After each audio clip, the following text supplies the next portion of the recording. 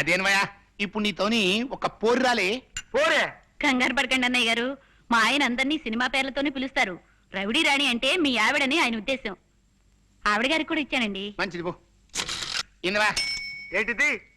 ఇప్పుడు మీ మొగుడు పెళ్ళం ఇద్దరు కాఫీ తాగిండ్రలే, దాని తాలూకు బిల్ అన్నట్టు. గదేనవయ్యా డిస్ట్రిబ్యూటర్లు ఇచ్చే డెబిట్ నోట్ అనుకో రాదే.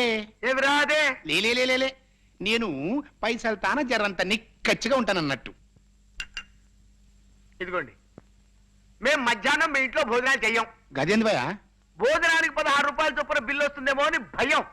తమరు డబ్బు దగ్గర చాలా నిక్కచ్చాడు మనిషి కదా. అవుమలా నేను పైసలు తాన బరాబర్ ఖచ్చితంగా ఉంటా. ఏమిటండి ఏమన్నారు? డబ్బు దగ్గర ఖచ్చితంగా ఉంటానన్నా? అవుమలా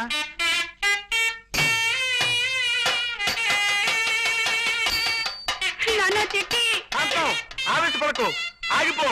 కావలించుకుంటే చొక్కా నలిగిపోయింది కాబట్టి అందుకు 10 రూపాయల బిల్లు అంటాడు ఆయన.